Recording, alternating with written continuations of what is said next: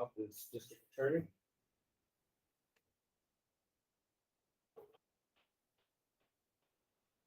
You get that. You moved it on me. Yeah, everything. Yeah, the microphone, they couldn't hear. Hello, everybody. Madam Supervisor Metler.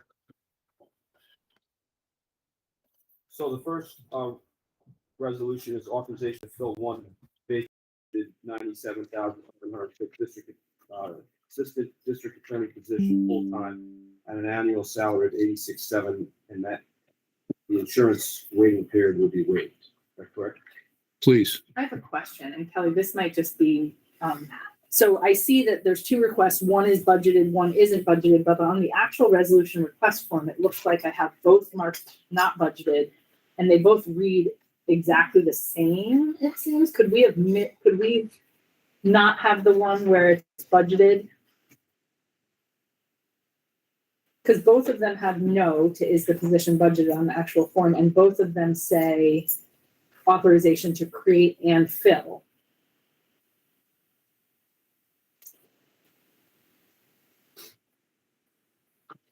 I'm wondering if maybe we are missing one of the actual These were both approved through the emergency fill. They were. One was budgeted, and I believe one was approved fill. No, I understand that from the summary, but on the actual resolution, we have twice the non-budgeted one, and we don't have one for the budgeted one, as far as I can read. Well, the second one is authorization to create and fill one assistant district attorney position full time at an annual salary of 86,700, and that the insurance waiting period will be waived. So is there a box that's not checked? Is that what you're saying? So look at the two resolutions. They both say they're not budgeted, and they're the exact same wording to create and fill, but one of them is supposed to not be to create. It's already created. It's just to fill a vacant position. But if you look at this one and the one after it, the wording looks exactly the same, create and fill. I suspect it's probably my fault. Okay. Well, one probably of them, just a one of them is clerical. budgeted, and we can amend that. Correct? Yes. Yes. So we're just saying one budgeted, one unbudgeted. Yeah, and one is not creating and filling because it's already created.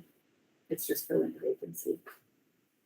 And right now the motion or the one we're discussing is the one that's budgeted.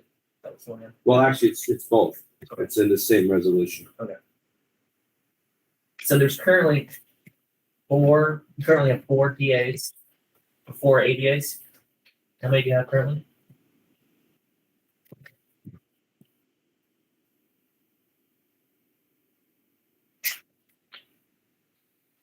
Seven.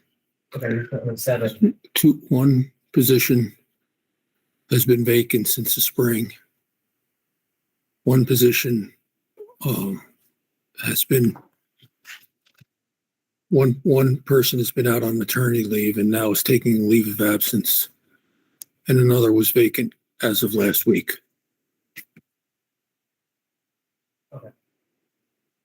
So you have 7 budgeted right now, and both these resolutions. Or is it 8? You'll have 8 budgeted. 7. It's 7 full-time and 1 part-time. Okay, and this is adding a new full-time in addition, and then filling a vacancy as well. Not exactly. Okay. It's, I'm not asking for any more money. Oh, okay.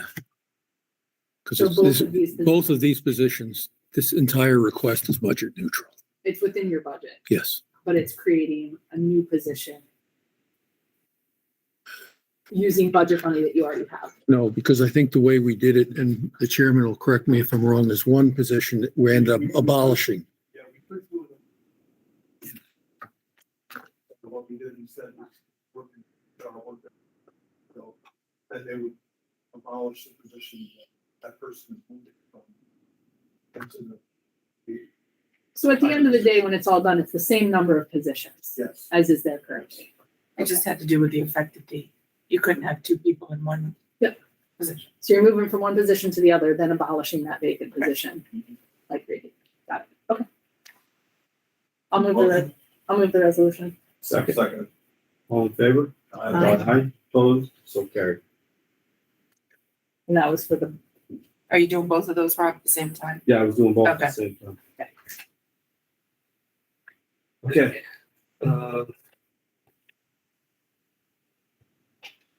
That's all you have here. Thank you. Thank you, everybody. Okay, let's just say that. 911. Where you are? Good yourself? Good.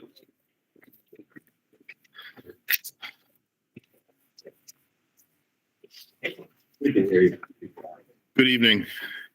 I have two resolutions for you. The first one is to accept authorization to accept the statewide interoperable communications grant totaling $899,384 and dispersed in accordance with the State Homeland Security and Emergency Services guidelines.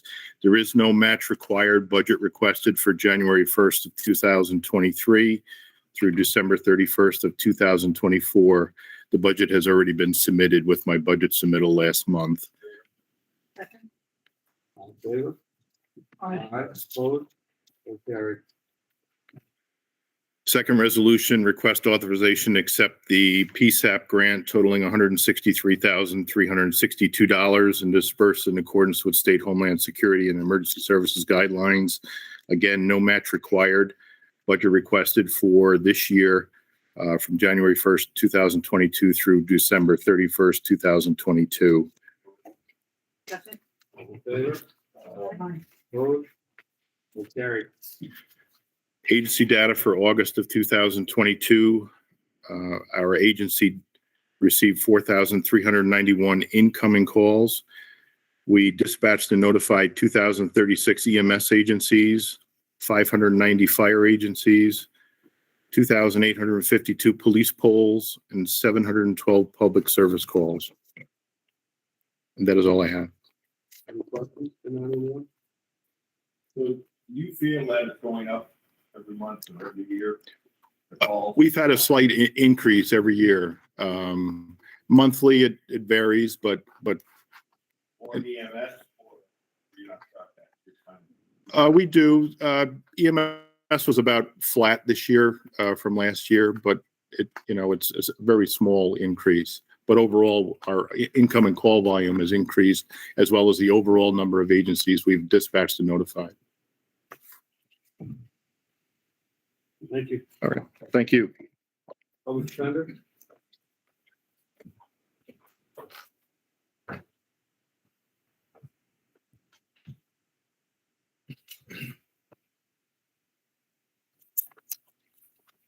Good afternoon, everyone. I have one personnel resolution request requesting permission to fill a family court assistant public defender position, which will become vacant on September 30th of this year due to a recent resignation of an assistant public defender.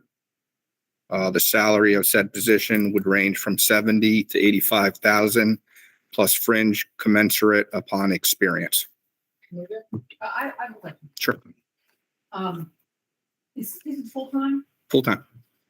So is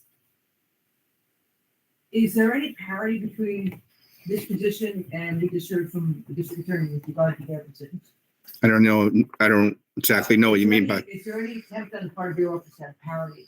So you have people pay for your attorneys? There's an attempt on the part of the county back there. We've been looking at actually having conversations with, I've been having conversations with the HR department to look at all the returns countywide, make sure that there is parity, because it's gotten out of whack in the past. Yeah, And we've had to work to put it back into. okay. I was concerned about it because I don't have that in front of me right now, but I think the district attorney's position was maybe 86, and this is a maximum of 70 to 85. And I just wondered, what the basis of that. Let me ask you another question. Are you having trouble filling these positions or not? I think countywide, the different departments that hire attorneys are having trouble. And you are too. Yes. It's not just funding. Oh, right. Yeah, I mean, it's everywhere. There's a number of factors. So All right, thank you. Well- You said you're working on it. Like, what are, because we did just moments ago, we were the resolution that's We are- higher amount, right? Exactly. We worked on looking at entry level positions. We talked about positions that in attorneys that supervise other attorneys, which is just not supervising anybody. have people that come in and haven't passed the bar yet. Then when they pass the bar, they move on. So we're looking at all. I mean, we're gonna have hopefully a comprehensive package to be able to present. We have to, part of it is consulting with the DA's office, the public defender's office, the attorney, and DSS, all of whom have. So would you say in part for this one, the $87,000 position in the DA's office could have some oversight or other things that this position doesn't, and that is the reason potentially for the discrepancy? I'll second the motion. All in favor? Aye. Aye. Opposed? Thank you very much. And the monthly report for the Public Defender's Office for the month of August 2022, there were 140 new applications, 129 applications, or I'm sorry, cases were closed, and there's a current caseload of 1,286 cases. In the arraignment department, my staff and I did 82 regular business hour arraignments, and the counsel at First Arraignment Attorneys did 9 this month. And that is all the data that I have to report. Question? Thank you. Thank you. Fair?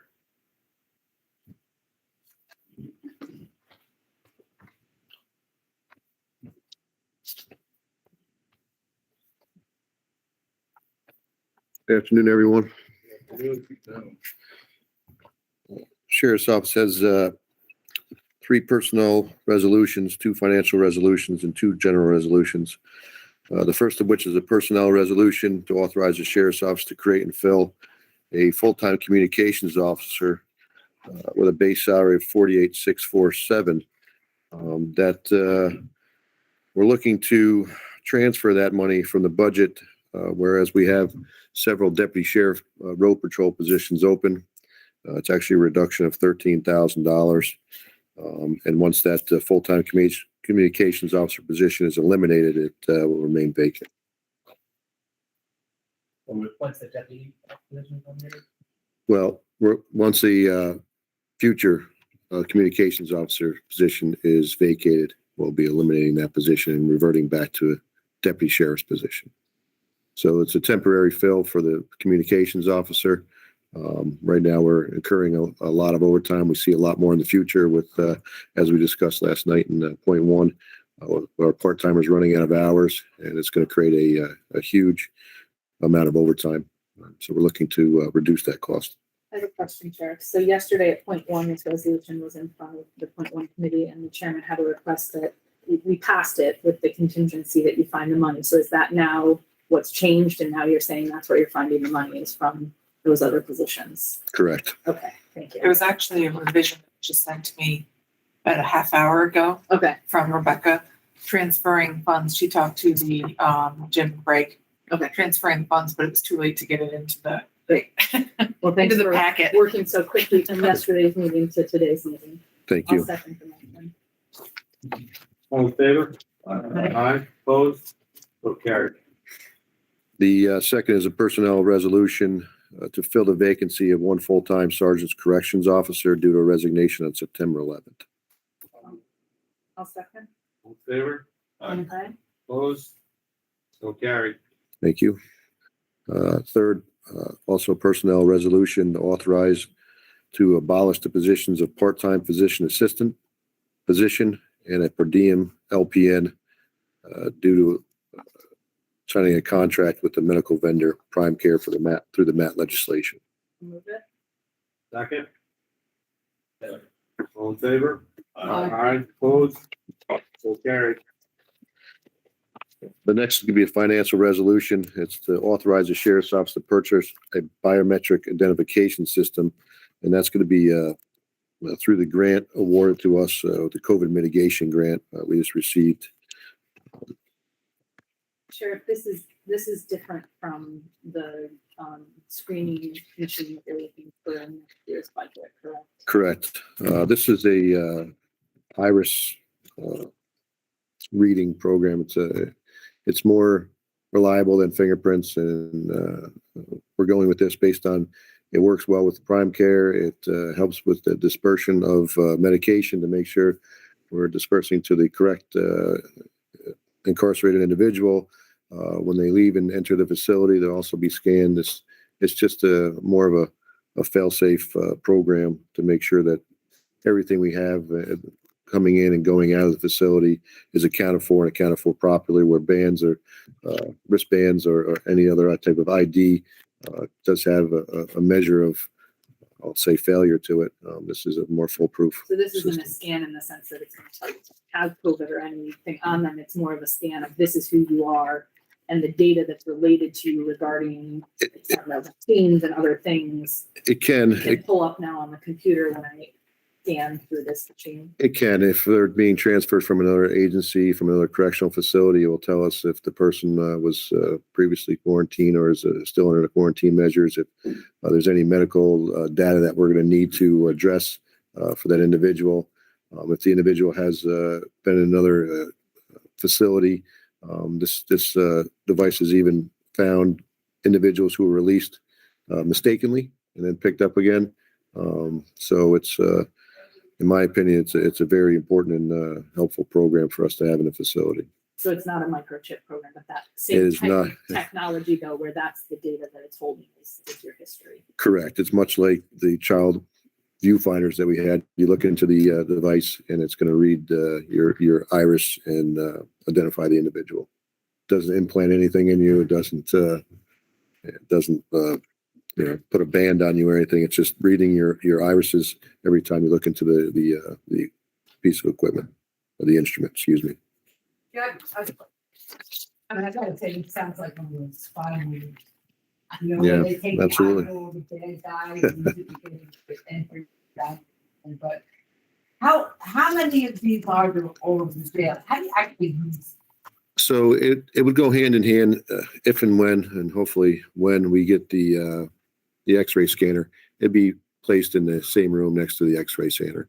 When the person comes in to get processed, they would, just basically look into the machine or the instrument, excuse me, and it's going to identify them if they're in the system already. There's several states that are using this. There's I shouldn't say a large amount, but there's a good amount of facilities throughout the state of New York that are going to this. Again, it's more foolproof than fingerprints. We're getting, into the 21st century here, where we're catching up with technology. It's less intrusive. If we have someone who's resistant or intoxicated to the point where we can't get the fingerprints to identify them when they come into the facility or get their fingerprints on record, it's just a matter of them looking into the device or the instrument. So does that create a permanent record then? In other words, what if a kid comes in who's never been arrested before, Mhm. and now you get his scan of his eye, right? And then that becomes part of your database. And then what if he's acquitted and in fact, if his fingerprints were destroyed and returned, what happens to his eyeball? Yeah, as well as that information. I mean, that information is going to more so pertain to making sure we're identifying the individual as the correct individual.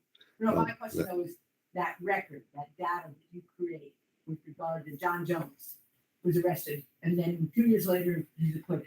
Yeah. So what happens to that data? This would not be for criminal usage. This would be for identification purposes and to make sure that the medication that this person is currently on it, when they come into the facility, identifies this individual as John Jones, gets the correct attention that Mr. Jones is required through his data. So if he was previously incarcerated in, say, Suffolk County, and this instrument was used, that information would be shared with Columbia County, and it's not saying that his old charges are in there or anything to that effect. So it's not a criminal history generating instrument.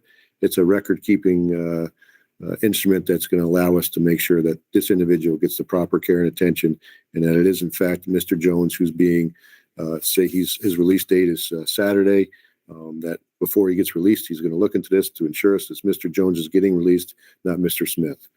So how widely is this used in New York State? It's growing every day.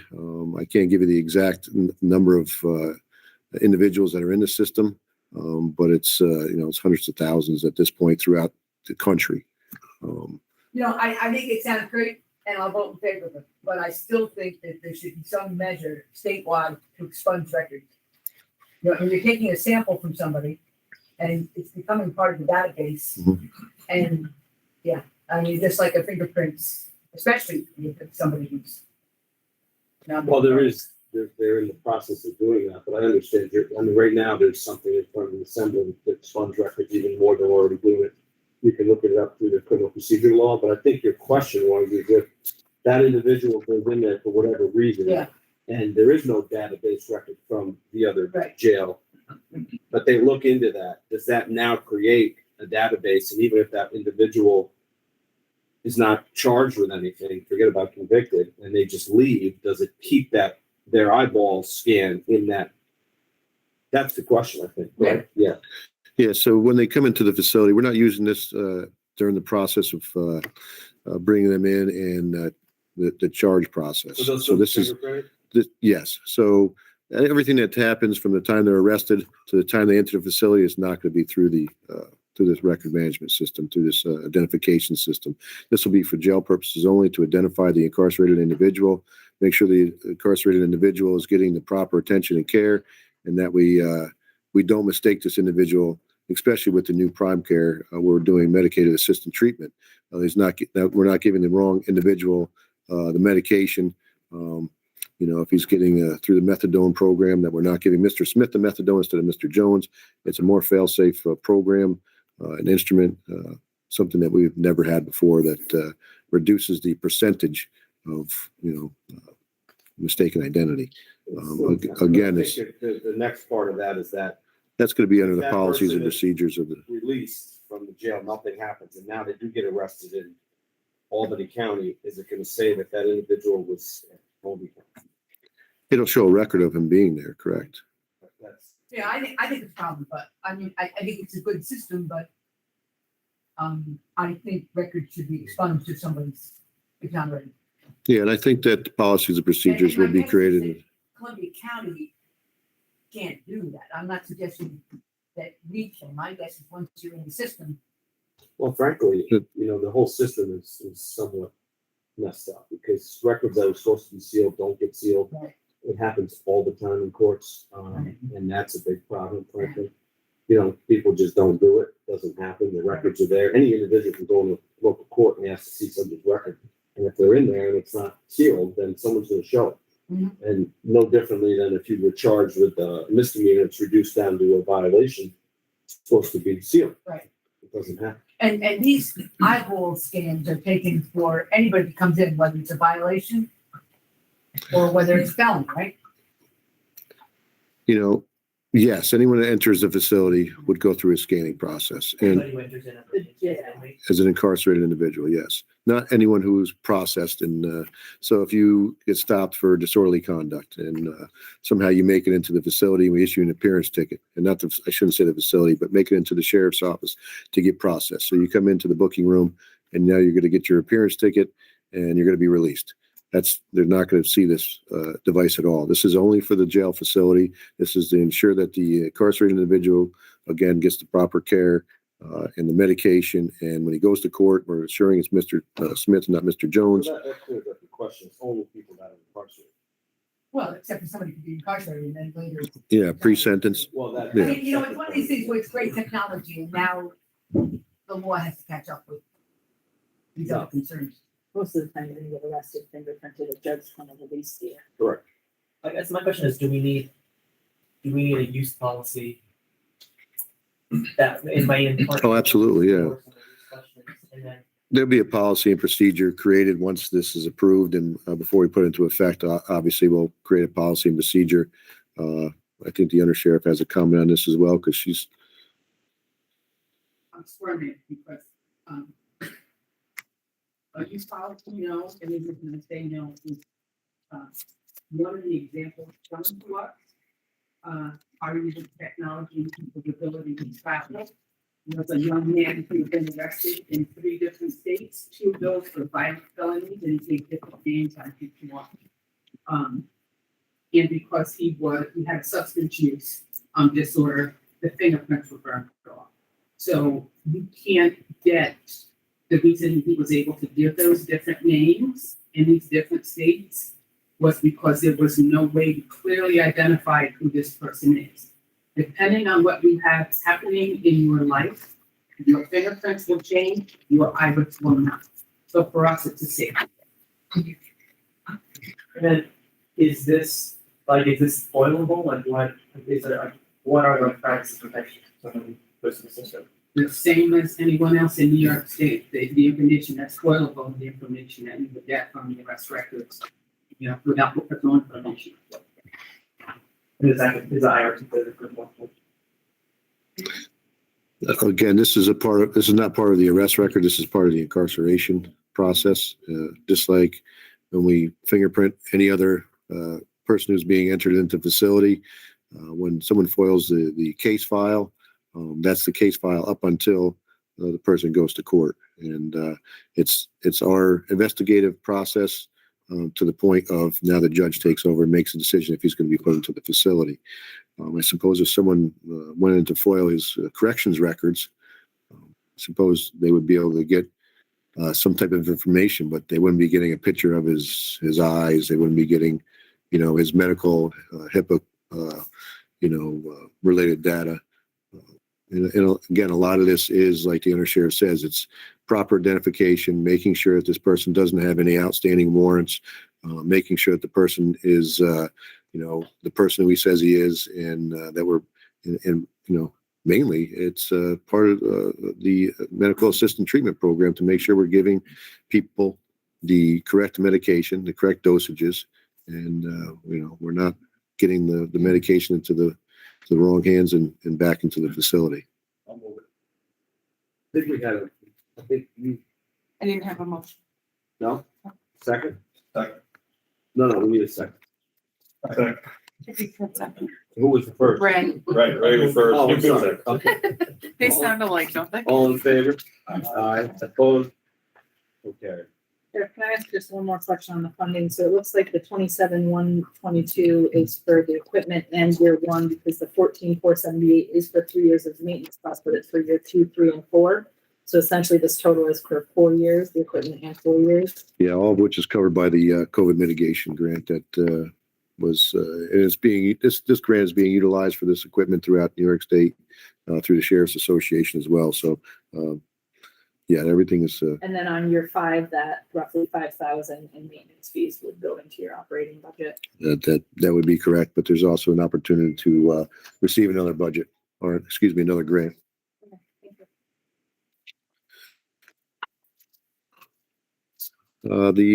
The next is also a financial resolution authorization for the Sheriff's Office to amend the 2022 budget to match the grant award period for the second chance grant. And that was an addition to the grant.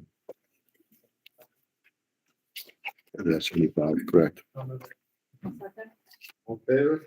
Aye. Aye. Opposed? Okay. The general resolution, authorization for the Sheriff's Office to enter into the amendment number 2 of the Master Services Agreement with Global Tech. That's for the tablets, and I think a large portion of the supervisors that toward the facility have seen the need for tablets within our facility. Better have access to a law library and communications to their families. I'll move it. Second? All in favor? Aye. Opposed? Okay. Sheriff, I just want to share my thanks. I know a lot of people have been asking for this. I know it's been difficult to make it happen, so I appreciate it. Thank you.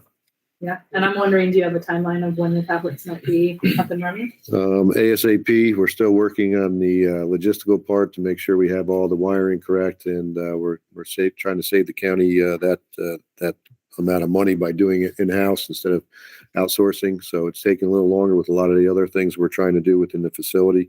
We're hoping to have it by year's end, 2022. And lastly, a general resolution Authorize the Board of Supervisors to authorize the proclamation in recognition of Sheriff's Week in Columbia County, which is this week, September 18th through the 24th, 2022, signed by Governor Hochul. Move it. Second. Second. All in favor? Aye. Opposed? So carried. Thank you for your time. Thank you. Thank you, Sheriff. Thank you, Sheriff. Probation?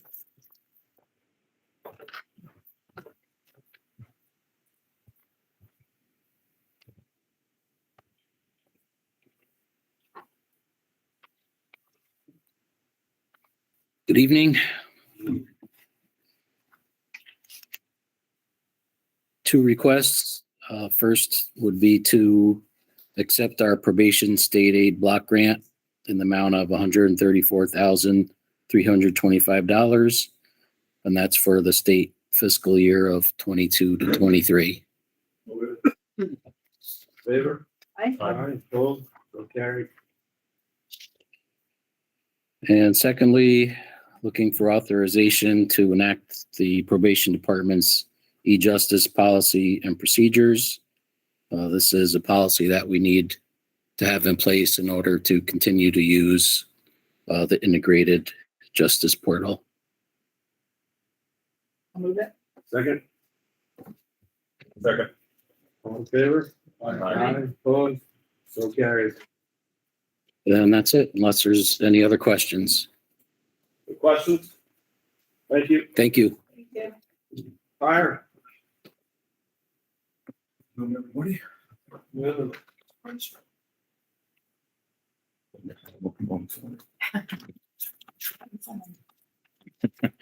The first resolution I have is a personnel issue to fill a budgeted deputy coordinator position to be used for training, curriculum development, and public safety and fire prevention programs throughout the county. No, go ahead. Second. All in favor? Great, Aye. perfect. Thank you. George, we had something else. Yeah, no, just stuff to discuss, that's all. Yeah, so the question came up, in reference to, we're doing a study right now in reference to EMS. and Right. We had asked, BJ if they could do a study in reference to, local fire departments. And because of, Yep. declining, and you had said that, and so the company came back and said, yes, I'm not sure how that helps, doesn't help. Want to get your opinion on it. You said there's some other things that could be done because of declining membership. Well, we just got to kind of get an idea of what kind of scope you want us to look at. I wasn't exactly sure what the board wanted us to do. Well, I'm not sure that the board wants anything, but it Right. came from a board member, Okay, and it came from more than one person, Right. just to find out how we could help, to try to get better retention and or better recruitment. I mean, they can do, the Fitch and Associates came back and said they can do a recruitment retention study. Yeah. And we thought that it might be good, and a good idea to look at how we're going to staff parts of the county going forward the next 10 years. We don't see, despite all our recruitment efforts, we're not seeing a huge influx of people wanting to volunteer for the fire service. So our thought was, since they do a lot of national work, that they may be able to help us get a plan together of, what we may want to look at for the future. So they might have ideas in other places of things that have worked, such as, retirement benefits or, different ways Correct. that we might be able to. Correct. And, whether you're staffing issues or how you want to staff, part-time staff, full-time staff.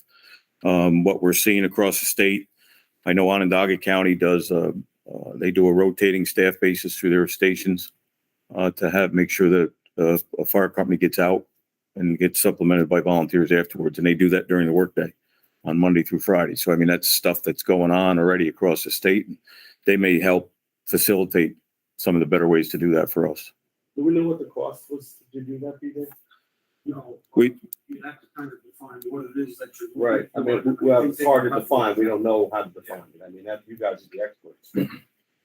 I'll leave that up to the choir. I'd say recruitment and retention is probably. Well, yeah, we'll reach out to them and do a recruitment and retention thing, and then, maybe, asset levels, equipment levels and stuff like that, and have them do Well, get back to us on the Yeah. cost to do that, and Okay. what the scope of that study is, and Okay. effectiveness of it, or et cetera, so that we could present it to our committee and then, yes, ma'am. I was just wondering, is there a way we can get samples of studies they've done for other areas? Yeah, we have one sample that we sent back, but I'll send it around again. Sure. I have a question. This probably sounds like a silly question because the answer is probably no. But my husband's an interior firefighter, and we're in our mid-40s, and he became interior in his early 20s. And back then, it wasn't that difficult. And one of the things definitely preventing people are joining the fire company, but they're doing traffic control because it's a full-time job to become interior. And especially when you're talking young people that have the physical ability to be interior, they have kids, they have a family, they have jobs, they don't have the time. I'm all for safety. I'm not saying that, we shouldn't be safe, but is there any possibility of getting some of those restrictions and regulations and requirements decreased just a little bit? It seems like it's a little overboard. Well, there is standard put out by the National Fire Protection Association. There is standard. You can choose not to follow the standard, but that kind of defeats the purpose of having the standard. I mean, the standards were developed over time because of injuries and such. So you don't have to follow the standards. You can say, no, we're not going to do that. You mean fire companies? sure that opens up the liability. Yeah, well, of course, that's what I was just going to say. I mean, that's, but that's, you can say, no, we're not going to do it, but it doesn't help you in the long run. I mean, it just, so. Or maybe a way to, instead of, because the last person I talked to that became interior, they were going twice a week for, 2 hours a night. Yep. Maybe there could be an intensive, every weekend for a month, you're there 8 hours Saturday, 8 hours Sunday, and just. When we schedule the classes, we kind of ask the students, do you want to do a Saturday for 8 hours instead of coming for, with the equivalent time during the week? And most of the times they say, no, we'll just come on the 2 hours at a time. So. Firefighters, I mean, some of the regulations have become so onerous in so many other Sure. areas. I mean, you can't help coach your kids track team without having a CPR. CPR, AED, and background checks. Now And no one's helping it. Yeah. You can't Right. get coaches and insurance. Yeah. So it's just, but I think it would be, we've been talking about this and we're actually working on EMS. And we do know that the fire companies are struggling and it's going to be at us anyway. So Sure. be somewhat proactive here. Absolutely. I'll reach out to, Present us with some more information. If you could Yep. send that report around again, that would be very helpful. I sure will. And then we'll talk some more about it. Yep. I can do that. I think another thing to look at too, rather than Solomon. I mean, we're looking at Sure. ourselves in our town, the only way, if you don't have enough people to support the fire companies, you bring them in and have a real strong entity with the fire companies that we have. Instead of having 3 or 4 weak ones out there that don't have enough people to go through the fire, what else are you gonna do? But how do you At this get point, the fire companies to do that? That's the problem because you they're start- very, very proprietary. They're very much, look in Austin, in Austerlitz, we have 2 in the small town, 2 brand new buildings. They're beautiful. But at one point they tried to put one centrally and, it didn't fly. So, Well, I understand that, but I'm just saying that yeah, it may come to that. everything's way. changing on us all the time, and they gotta look at all avenues. of what I agree. they do. Yeah, I agree. You might have to have paid firefighters, even there, you don't know if it's gonna happen. Training, so we just don't know how it plays out. Maybe get workers, like, paid firefighters, so we gotta look in the interim, I think we gotta say, what can we do to make them work Sure. together, help them out, and make sure they can all get together and work to do something. And I think a specific. study, No, though- most of it's mutual aid now. But- But over fire, it's mutual aid automatically, right off the bat. If we do a study and it supports what we're saying, it's Right. easier to, present that to the, To everybody. to everybody, but, Yeah. Cause it's somebody from the outside looking in. correct. Absolutely. We'll get that stuff together. Just a couple other quick things. The Milan Fire Company is asked to be able to use our training facility. They do provide protection for the town of Gallatin, so I didn't want to do it without talking to somebody. I told them, yes, they just have to give us a certificate of insurance to make sure that they're covered because it's a different county. And then a quick, we talked about this back in January, February, I think, firefighting Class B foam. As you may or may not know, it's illegal to purchase as of March of 2022. We purchased a bunch of this foam as a county back in about 10 years ago, I think. We have about 200 gallons that we need to replace.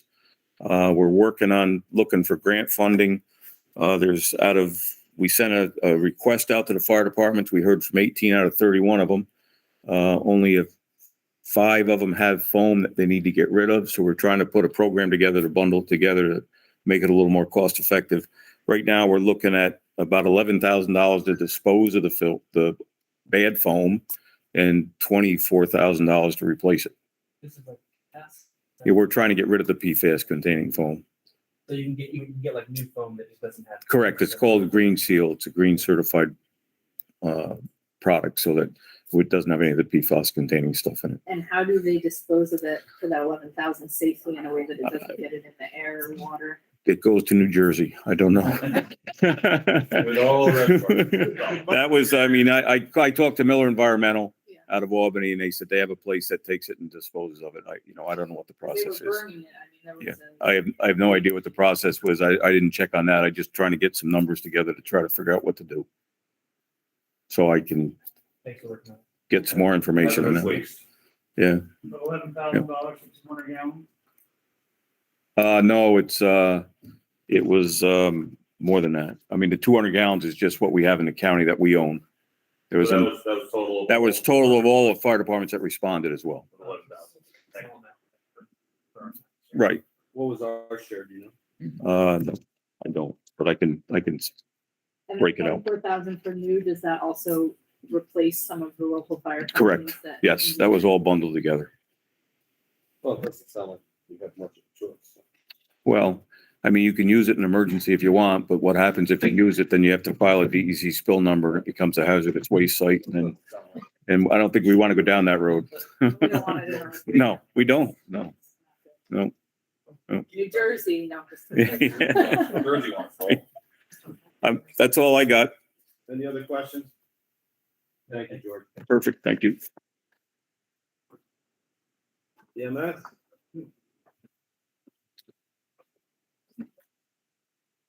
That's you the torch. Yeah, just watch your step on the wires. Yep, got it.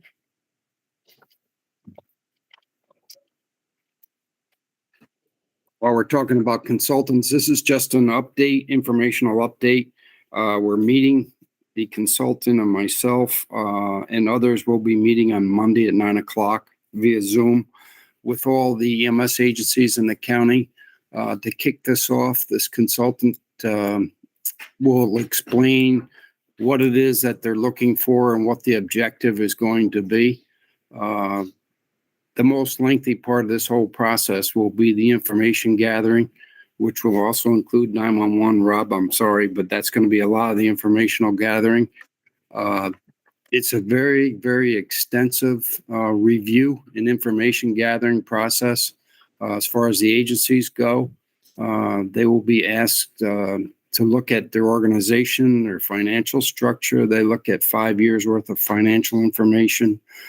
They look at response times. They look at GIS data. They look at call volumes. They look at seriousness of the calls, what ones are priority 1, which ones are priority 4. It's a very, very lengthy but very in-depth information gathering. And I think the end result will probably be an eye-opening experience for all of us. But I think it will help give us a roadmap to sustain our system as we move forward. Won't all be accomplished overnight. I understand that, but at least it'll give us some information and help the agencies as well determine a direction and how we're going to get there. It will also include recruitment and retention, same problems as all emergency services have. So we're looking forward to it. We'll keep you updated as we move forward. But like I said, it's a long process. End result is we're looking at 4 to 6 months for completion. Any questions? Do you anticipate any of the EMS services now, or that they wouldn't participate, or wouldn't be? I only have one that I'm not sure of, and that's and again, I don't know. I haven't heard that they won't. But NDP is obviously a commercial agency located, on the southern end of the county, and whether they'll participate in this, I'm not sure. I haven't heard one way or the other. There's no obligation, obviously. No, no. That it? Thanks for that. Okay. Yep. Thanks again. Mr. Harrison, emergency management.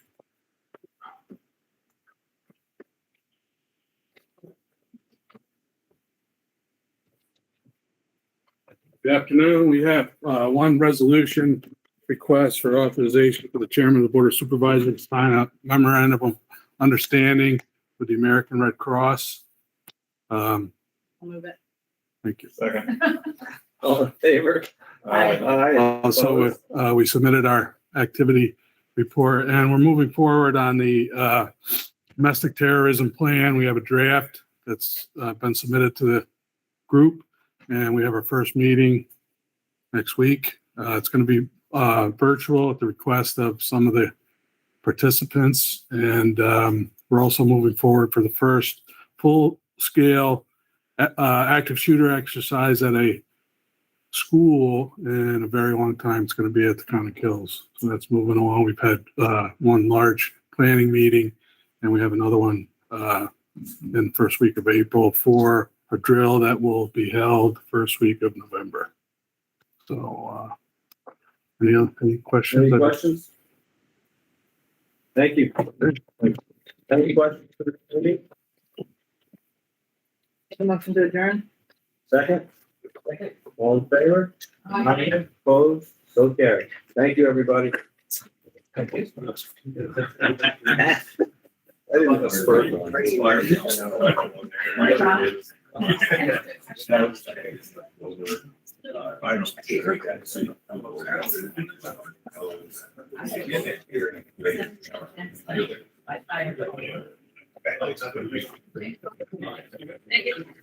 Right. Anybody have like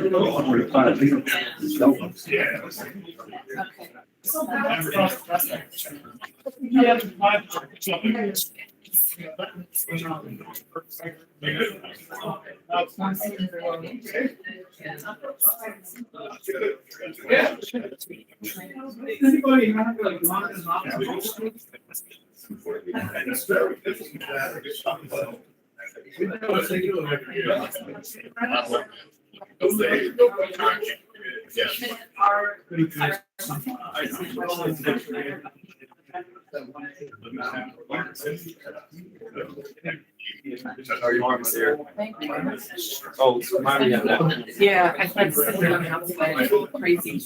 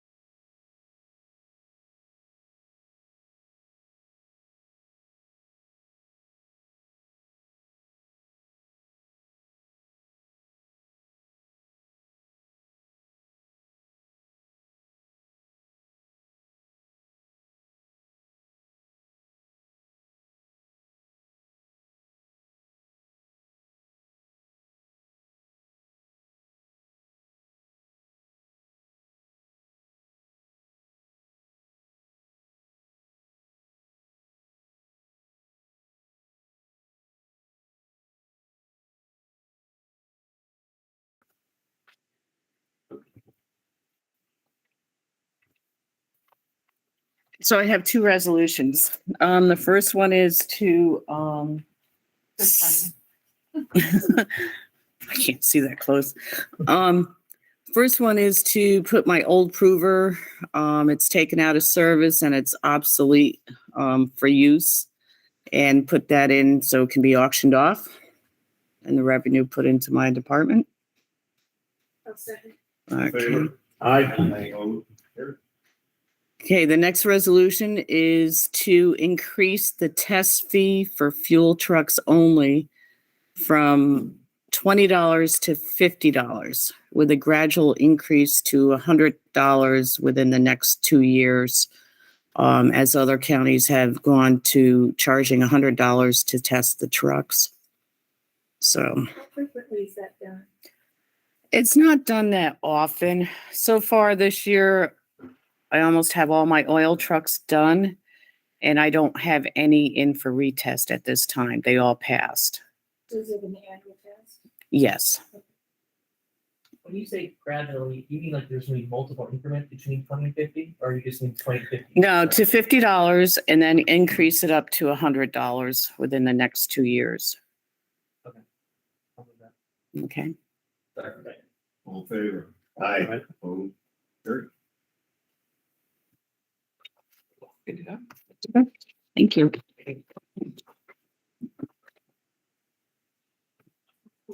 Next up is, all these dollars, seven.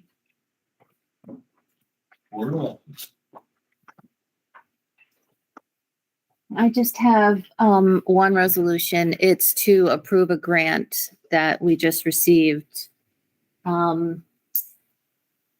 It's the prepaid postage grant in the amount of $22,865. Second.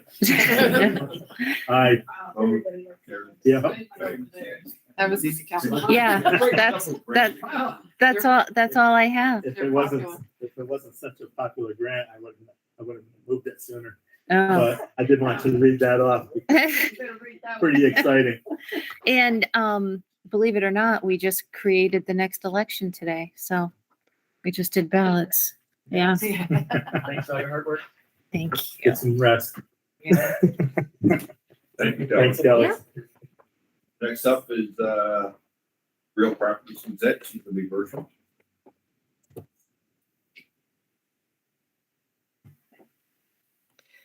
Hi, everybody. There's a chance that if you have questions, you may have to come up to the area where the department heads go, because the supervisors at times are hard to hear. So I have a couple of proposed local laws to present, and I mentioned these briefly at the county government meeting last month.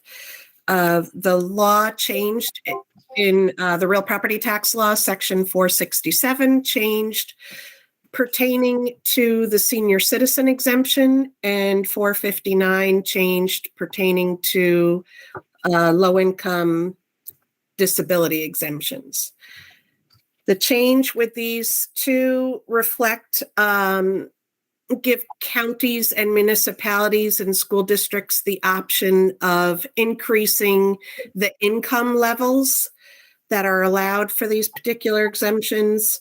One of the biggest requirements for this exemption, both senior and disabled, is that they fall within a certain income level.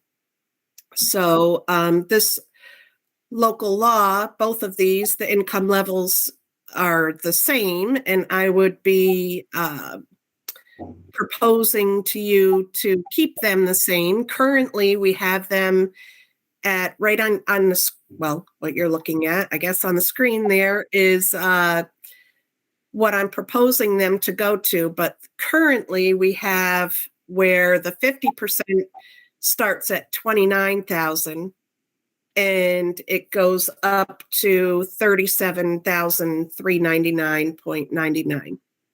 So it's a bit of an increase from where we were before. The law allows us currently to go up to 50,000 for 50%. and then higher after that as the sliding scale goes down to 5%. That would be a large impact to the other property owners. You have to keep in mind every time we grant property tax exemption, it's the other property owners that are picking up the difference.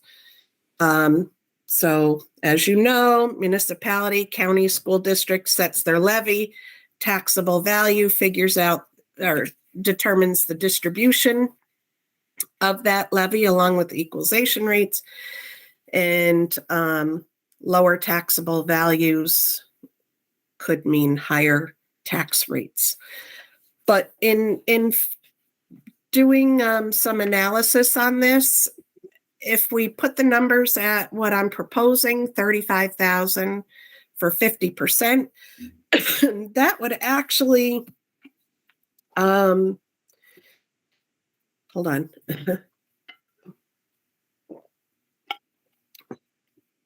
That would actually put, let me see. Currently, we have about 1,000 seniors that are getting this exemption. And out of the 1,000, there's 693 or so that are getting it at the full level, 50%.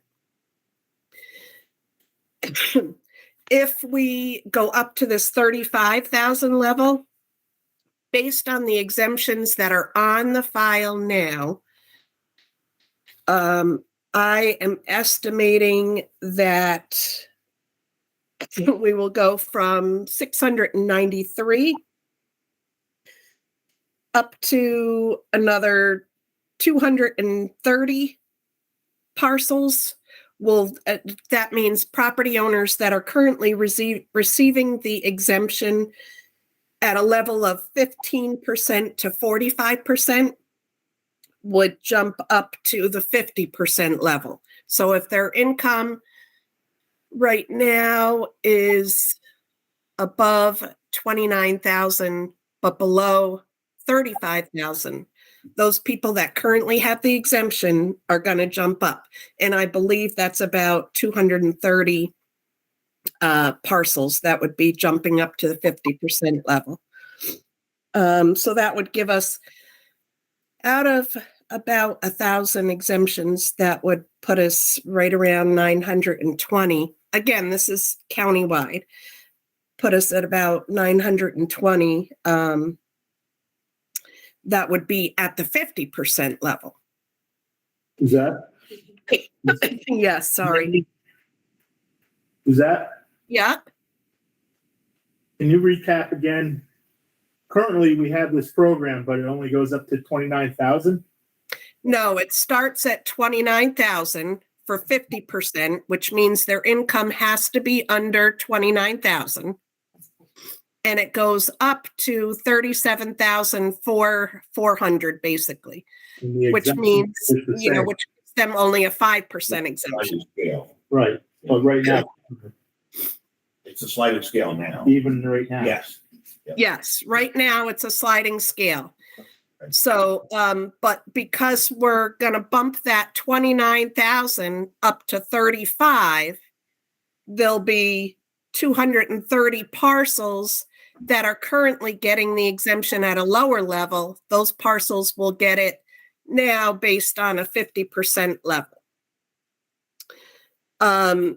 I will tell you that the last time we increased these income levels was the last time that it was allowed by law, which was we changed ours in 2011. That was the last time that the county did a change to these income levels. I will also say that I've heard from various counties around us. Some of them aren't even at the levels that we've been at, the maximum. We were at the maximum, 29 to 37.4 was the maximum. There's some counties that haven't been at that maximum.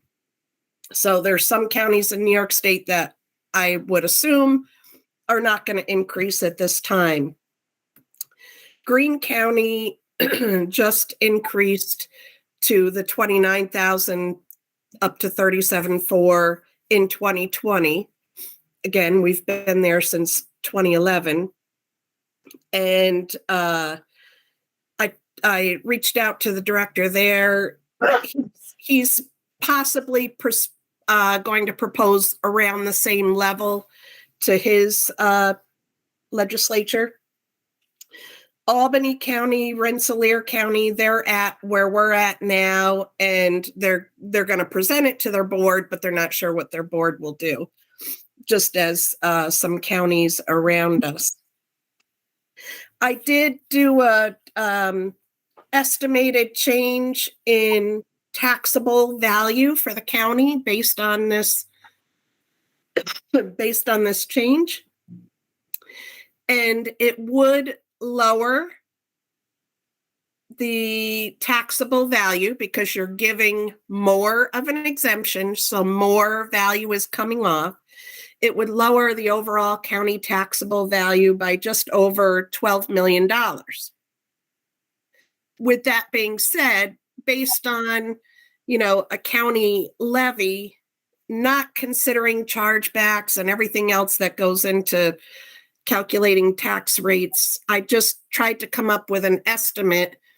And I did come up with if a house is assessed at $300,000, I believe they would see about $3 more in their tax bill due to this change. Now, again, this is only looking at the properties that we currently have on the roll, not any new applicants that may apply once this is in place.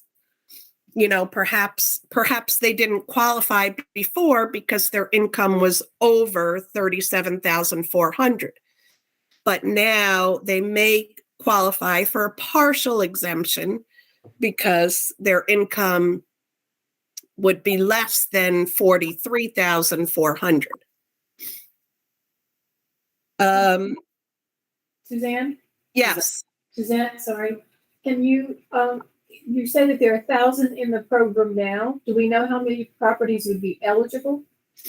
Well, Patrice in planning did get me some reports from the census, the 2020 census, and to say, because there are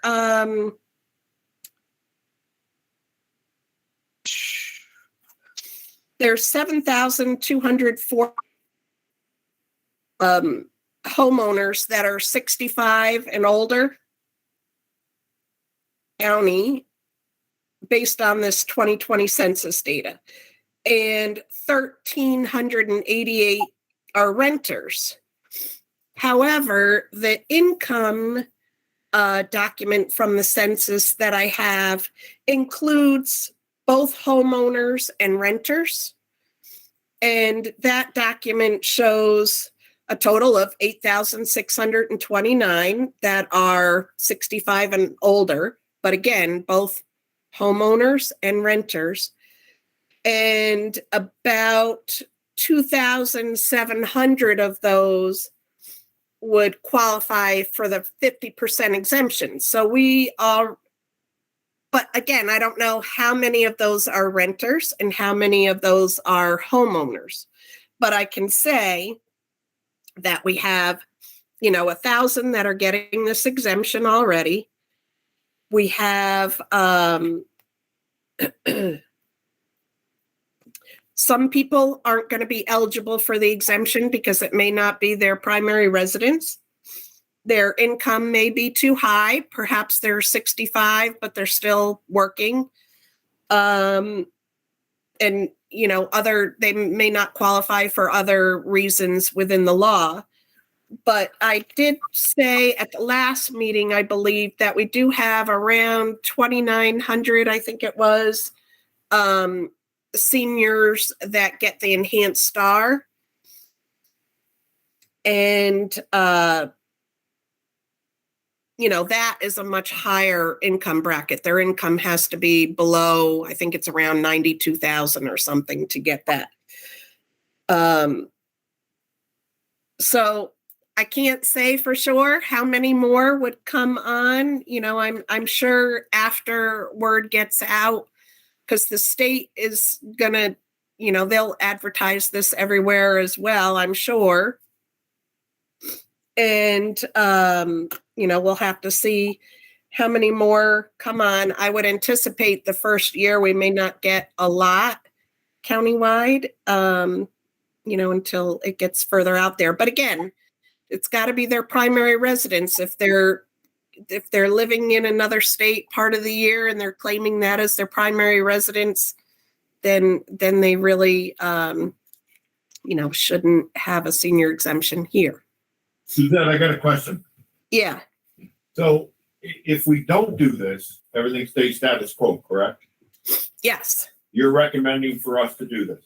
What you're saying to us? Well, I'm putting it out there. I would not recommend that you go any higher because we're able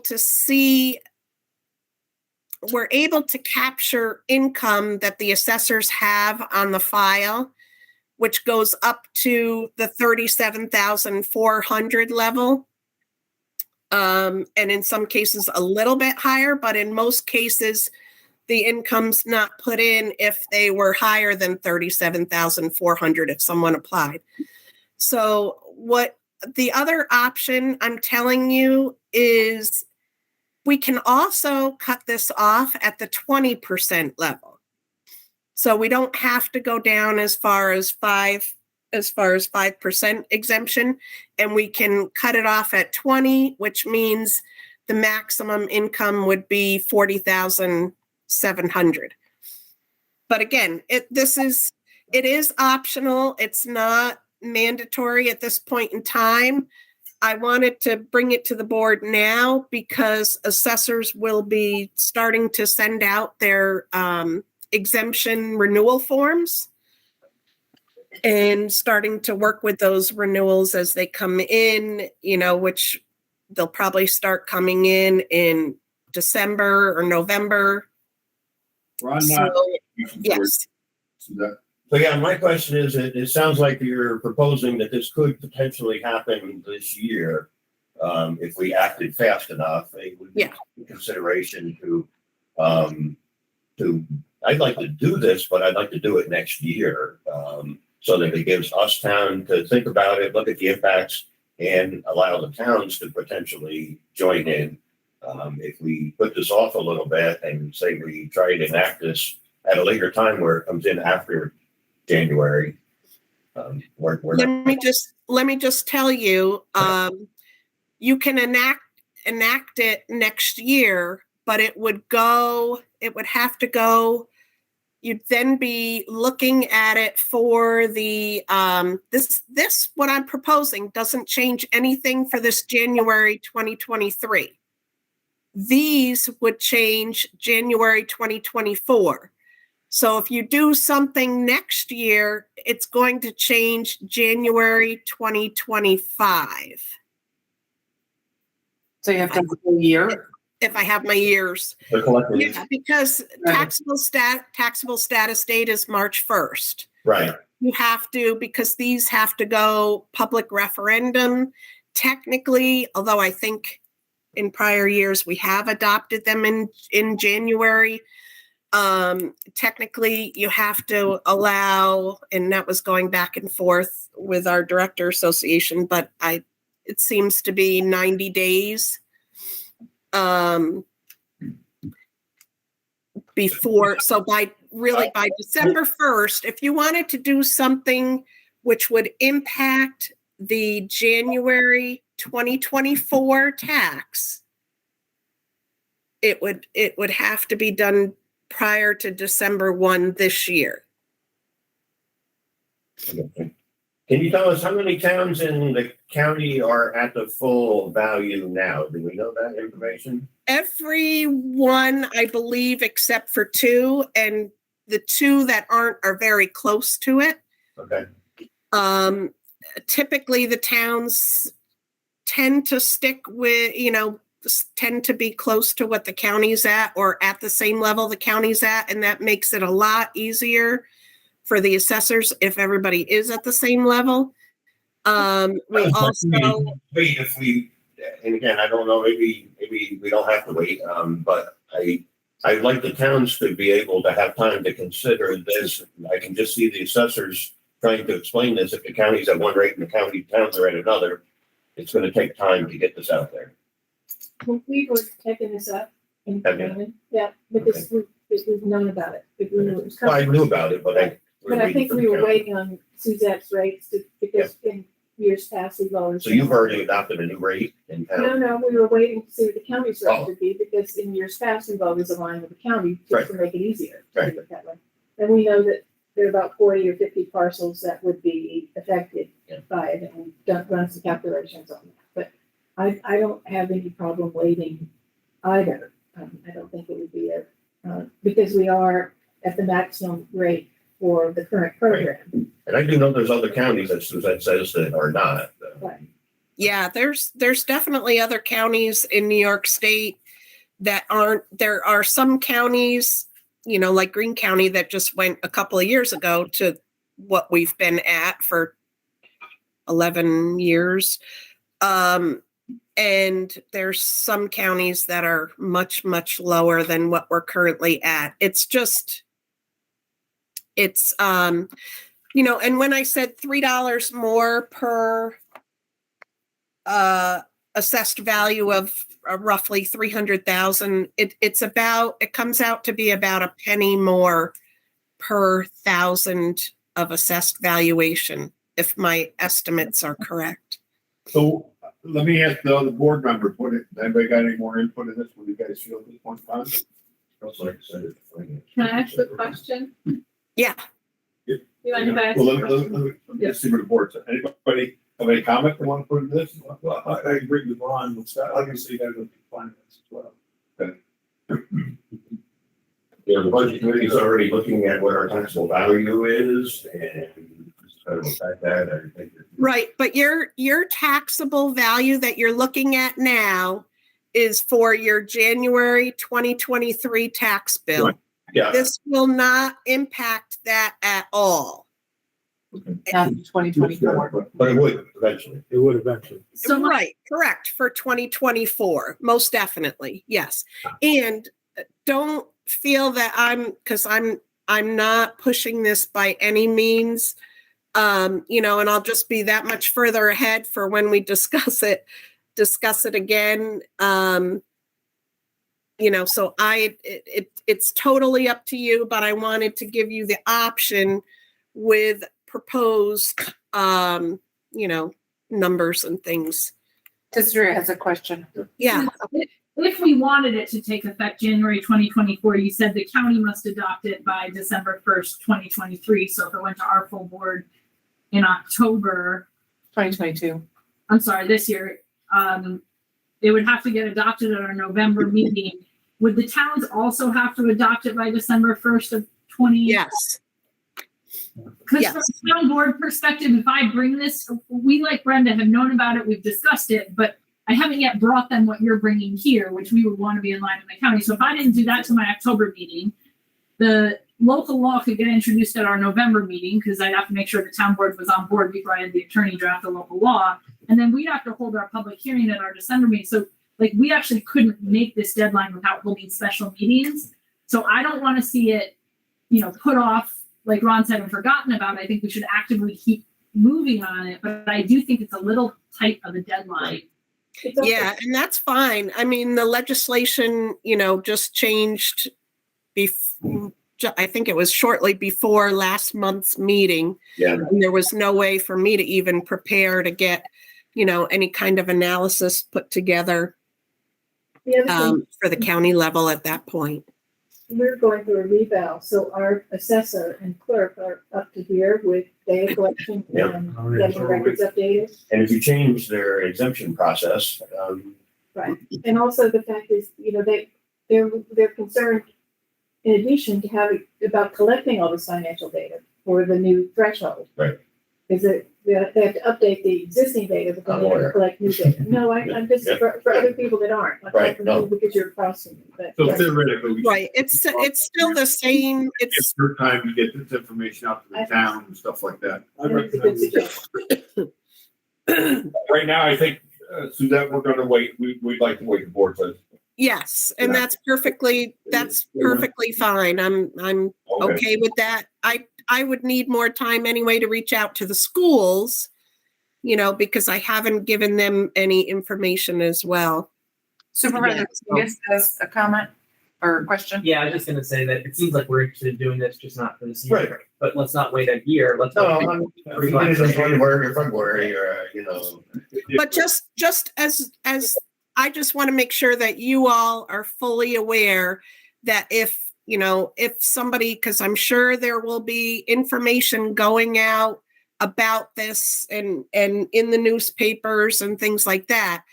And, if you say the intent of the county is to move forward with it in the future, just so you're aware, if it's done, after December 1st of this year, the next tax cycle that it could apply towards would be January 2025. But it would affect the tax collector's information generation next fall. Yeah, it puts it back a year, but like Chris said, we just don't have enough time. Oh yeah, definitely. But Ron, I'm not sure what you mean, the tax collectors. So as Brenda said, if we try to enact it right now, the tax collectors are going to be looking at different financial information between now and January or March 1st of 23. The assessors? The assessors, they would be having to look at that financial information between now and March 1st of 23. But if we enact this in January, then they would be collecting new information in the fall of 23, starting in the fall of 23. Correct. Right. Based on, it's all the same documents that they're collecting. Yeah. But what I would recommend, and I know you wouldn't want to sit on it too long, but I would recommend, if the intent is to do it, for the following year's assessment roll, I would recommend that you do it after March 1st of next year. And we could do it, I can mark my calendar to do it, present it at the March county government meeting. And I only say that because if you do it in January, people are going to get confused that it will apply to the exemption that they're applying for by March 1st of 2023. That gives the towns plenty of time. Right. To catch up. Yeah, and it will confuse people more. And if you do it after that date, then, After taxable status. yeah, and then it gives everybody more time. Sounds like a plan. But I have a comment. This is really something that actually could help people who are struggling. So that's my only comment. I put it off and off and off. The reality of this time where the economy is having a lot of issues, that it might improve us to not put it off, but to move it. But I don't run a town, so I don't want to get into towns. But the reality is that it is something that should be helping our communities rather than. Look at it globally. The reason that everybody's trying to come to Columbia County right now is because we're already offer one of the bigger exemptions in a lot of other counties. So they're all coming here, and then it drives up the Yeah, but price how many of real people estate. know that? How many people? I joke about it a little bit, but Brenda has a question. So Yeah. I'm assuming this is a parallel discussion for the limited income disability conversation? Yes, it would be the same discussion because it's based on the same income level. What's how many people are we talking about on the? That currently countywide, there's only 100 of those. So I didn't do an analysis. Well, actually, no, I will say, the analysis that I did with that $3 for a $300,000 assessment. That includes the disabled exemption. It's Okay. both the senior and the disabled. And they're already categorized amongst the 800 that you gave us? No, there's 1,000 seniors that are currently getting the senior citizen exemption, and there's an additional 100 disabled people that are getting a low income disability exemption, and those people do not have to be 65. Right. So that They're doesn't, two separate. so this delay doesn't hurt those folks at all right now. They're going to continue on. They're going to continue on getting the exemption that they get, and if for some reason their income drops from one year to the next, then they'll bump up to the next percentage of exemption. If their income increases, then they, bump down to a lower percentage. Better to hold off till next month. And there's another good reason, because then if that gives us the time to collaborate and see if we can all come up with the same rates, so that the Yeah. poor assessor doesn't have to be doing different rates from every. Yes. Yes. Okay. And I fully understand that, and that's that I think. Appreciate Susan putting this all together, and then we can bring it to our towns and try and get coordinated, but. Yep. The other part of this change to real property tax law 467 is that there's pending legislation out there. It's Senate Bill 8570 that's been passed by both the Senate and the Assembly, and it's requiring an additional notice to be mailed out to residential property home owners.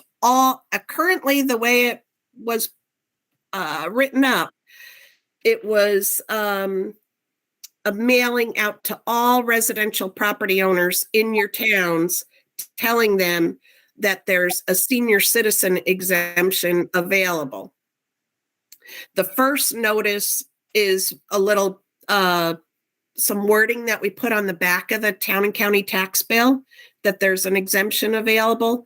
But now the law is, if the governor signs it, it was passed by both Senate and Assembly. If the governor signs it, it will be a mailing that will have to be done at the town level by February 1st each year to every residential property owner, regardless of them being 65 or not, letting them know that there is a senior citizen exemption.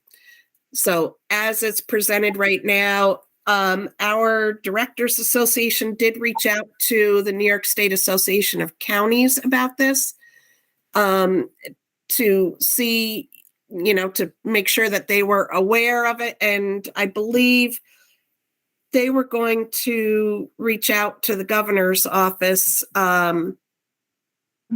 as well about it, because it's money that the towns will have to, do such a mailing like that. It goes back into the towns and their budgets. So That Supervisor Holmes has a question. yeah, Is this a letter that we could stuff in at the end of the year with the tax bill? no, the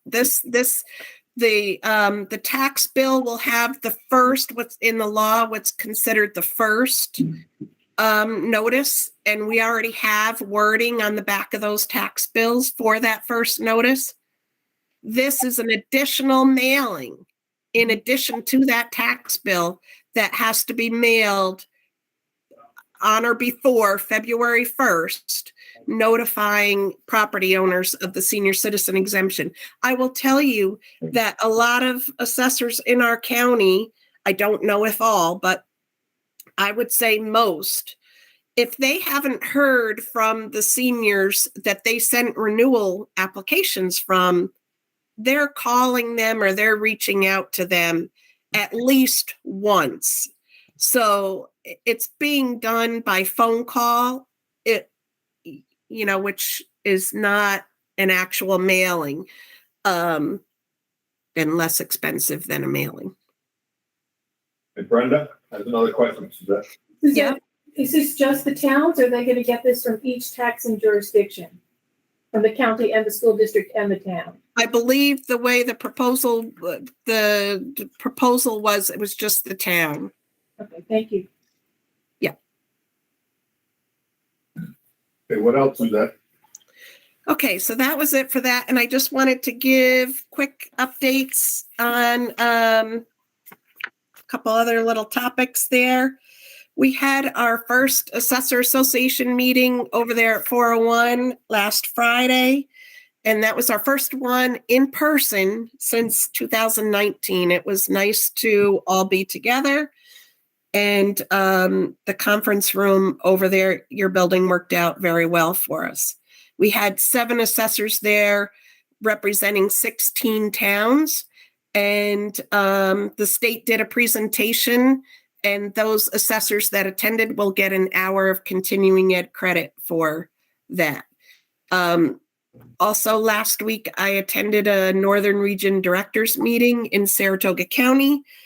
I am now the Northeast Regional Coordinator for the Directors Association. So I will be helping to coordinate those meetings, but they are typically held in Saratoga County because they have the room to house us all. I'll be attending the Directors Conference in October, and I'll receive continuing ed credit that I'm required, like the assessors, to receive 12 hours of credit a year. So that means that the county should be reimbursed for some of the cost of that conference. And to skip to office remodeling update quick, I just want to say thank you to the Board of Supervisors for approving money in our 2022 budget for some new paint and carpet and window tinting in our office. We have been there for, gosh, I think about 24 years.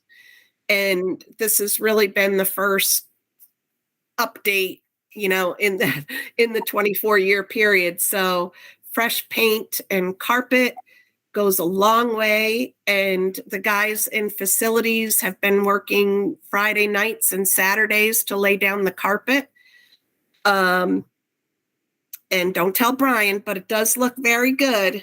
It's basically the same carpet and coloring that you've got over there in chambers. But it does look nice. And I think it lifts the morale of the employees as well.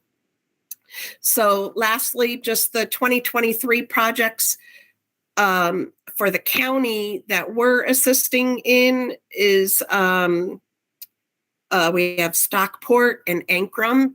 And right now in both of those towns, GAR is working with the assessors on valuation.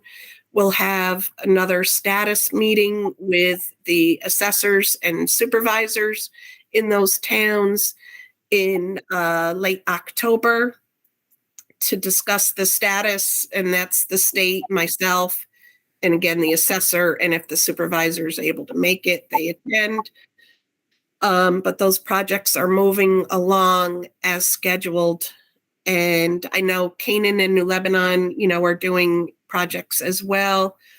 But we're working directly with Ankrum and Stockport. So it's been busy. Okay, thank you, Suzette. Thank you. Okay, next up we have MIS, Chris. All right.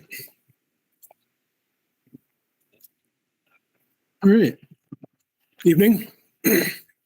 I'm requesting to fill our 2 project coordinator positions. We had 2 vacancies, one due to promotion and the other because they went to another agency. So we need to fill those 2. Second. All in favor? Aye. Thanks so much. Sure. Perfect. Thank you. It's easy. Hey, Chris. Yes. this is future. You gotta get, it goes by how you get your agendas in. You live and learn, don't you? I learned my lesson. Yep. Last but not least, we have Mike Reedy. Hi, everybody. I wanted to give you an update on behalf of the Public Transportation Subcommittee, and we're likely to just, I think we're gonna, the idea is to vote on these resolutions at a special meeting before our October meeting, but I just wanted to give a heads up on what they're about.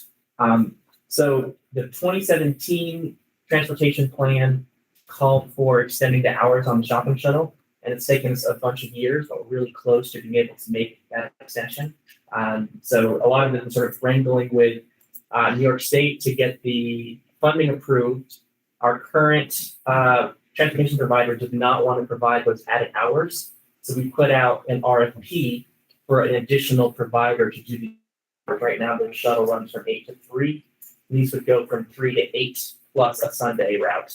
And so the state and federal government provide more than 50% of the funding for this project. And then we have a regional nonprofit that's going to match sort of the remaining costs. So it'll ultimately be a budget neutral for the county and for our residents and transportation services. That's the additional services or the whole service, the whole package? The state and federal cover more than 50% of the whole package. Yeah. But the nonprofit is going to cover just the added costs of the added service. That was good you found that. How many years are they going to cover the cost? Sorry, what was that? How many years are they going to cover the cost? It's we're offering a one year contract, and they're going to cover 1 year, and then we're going to revisit to see if we extend the contract with the provider and if they would cover that cost. And who's that nonprofit? It's the new Spark Hudson. So the idea is that we would pass so right now we put out the RFP, and the bids are gonna come back on the 6th of October. And then the hope was that we would then, at full board, or right before full board, our committee would meet, and then at full board, we pass the contract with either the lowest bidder or the best bidder, and we pass the contract or the MOU with the funder. So we sort of pass those in the package in mid-October, and then ideally the services would start December 1st, sort of like right before holiday season. So that's the goal. I just want to give everyone a heads up, see if there's any questions or comments before next month. Are we gonna review the ridership like every 3 months or 2 months or something like that? Or is this gonna be just automatic, what happens for a year? Yeah, the contract is gonna be for a year. So it's kind of irrelevant. I think the idea is that we would certainly keep track of it, but in some ways, like if there was really low riders from the first month, maybe that's to be expected because it's a new service. Sure. So and also for the provider, we need to give them some sort of longevity so it needs to be long enough that we did an experiment to see if it works. And then provider, we need to give a long enough commitment that it's worth them doing. So that was how do we sort of paint that year plan. And ultimately, if we made it shorter, we would also have a shorter commitment with our funder. So it behooves us to make as long as commitment as possible with the funder attached, because it's ultimately budget neutral. So the longer we can do it, the better. So a year to me felt like the right sweet spot of like it's long enough to sort of figure out that it works. But if we figure out it works within 6 months, it would be too short for us to then, because oftentimes just the bid process can take several months. So if after 6 months, we might have enough data to know that whether it's working or not. But if we decided it was working, we would need another 6 months to extend the contract to kind of figure that out. So that was my thinking around. How do you plan to get the message out, to make sure folks know? Yeah. So the most basic thing is that we'll update the current brochure and the current signage. So for current riders, it'll be very easy to reach them because they're on the bus. Right. Give them the brochure on the bus. Totally. So I think that will be the challenge, is how do we reach people who don't currently ride the bus and might start because of that. Yeah. So I think a lot of that is just trying to reach out to organizations that might serve people and sort of get those brochures out and do some media. And then I've been talking with people about some ideas in warmer weather that maybe we could do some kind of like public transportation day where we have some sort of events along the lines of it to sort of promote it. But I'd love some ideas about how we do it. I think outreach is always one of those things that it's hard and you can always do more of it.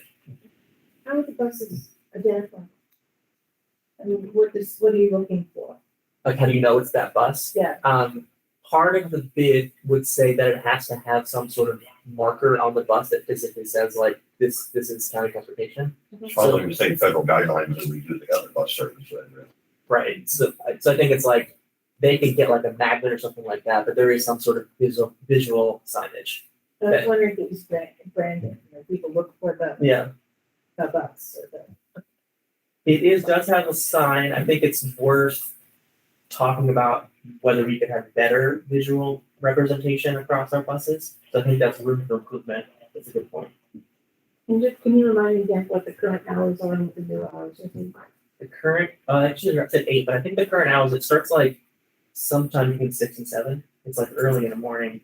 And then it ends not at 3. I think it ends at like 3:03 or 2:57, but like it ends around 3 o'clock is like the end.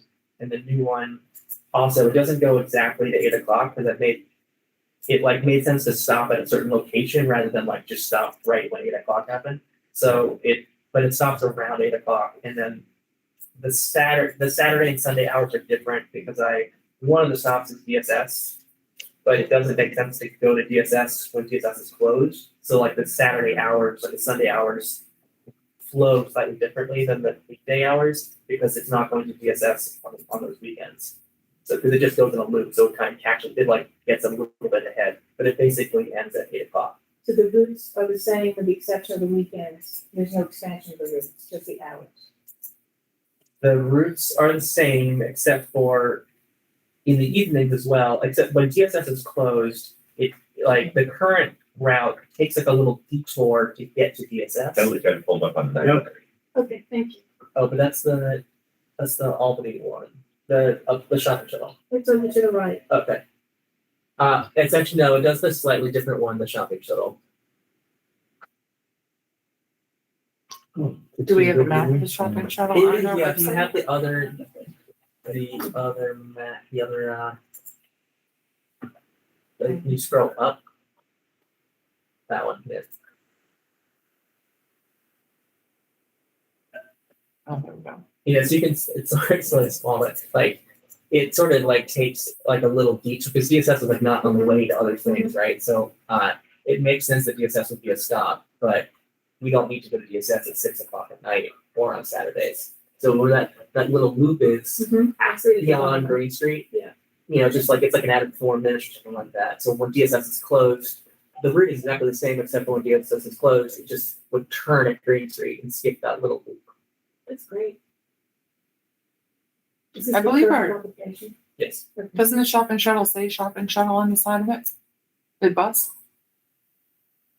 I think so, yeah. Yeah, I think I just passed it the other day and it said shopping shuttle on it, so we don't have a full shot of it, but. This is great news. Yeah. Thank you. Anything else, Mike? That's it. Anybody else have anyone to bring for the board? Need a second. Second. All in favor? I didn't hear what you said. Are we closing? Yeah, we had. I just had something to say about what happened at the board meeting, and I think those votes you all took, I sit way over there, I can hardly hear what the votes were, everything. This was about the famous resolutions, 362 and 3, about the farm labor and the guns and all that. I think it, generally happened pretty fast. And it was something that we were all very, what's the rush, what's happening? And it's like, maybe that could be a little less hurried the next time those things come up. So we all understand and can hear. Because it's very hard, this room, honestly, we're like a team. It's like, okay, this team A, team B, what's happening over there? It's hard to hear over here. And the rush of all that and the comments, I think, for me, were a little, I'm on that committee. I wasn't even sure what I was voting for on the first committee round. Because it was like, yep, boom, yes, second, we're done. All right, let's move on. So, I don't know if I'm alone in this. So, I agree. Help me out there, Mr. I Solera. agree with you. I'm hard of hearing as it is, and quite frankly, I didn't take in half the conversation. Yes. And I just, on that subject, I just had a question. It seemed to me that if we were voting on the gun law, that would have been a public safety committee and not the county government committee. I couldn't understand. Well, it was per our there's a resolution being proposed by Board of Supervisors. It wasn't being brought by a department within public safety, it was being brought from the Board of Supervisors. So that's why we put it in kind of government. Okay.